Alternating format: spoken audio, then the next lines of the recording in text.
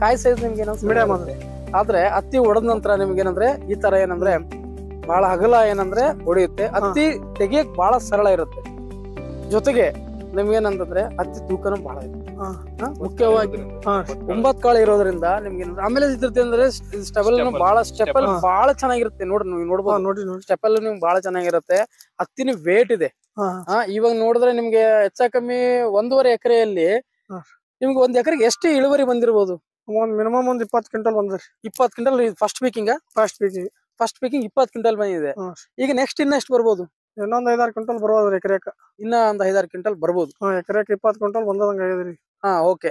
ಈಗ ರೈತರಿಗೆ ಏನಂತ ಹೇಳಕ್ ಇಷ್ಟಪಡ್ತೀರಿ ಈ ಹೈಬ್ರಿಡ್ ವಿಚಾರ? ಈ ಬೀಜ ತಳಿ ಚಲೋ ಅದರಿ. ಯಾವ್ದು ತಳಿ? ಇದು ದೇವರ ಬೀಜ ರೀ. ಓಕೆ. ರೋಗನು ಕಮ್ಮ ಅದರಿ, ತಳಿನು ಚಲೋ ಅದ. ಯಾವ ರೋಗ ಜಾಸ್ತಿ ಬರಲ್ಲ, ವೈರಸ್ ಏನು ಬರಲ್ಲ. ಓಕೆ. ಏನಪ್ಪ ಕಮ್ಮ.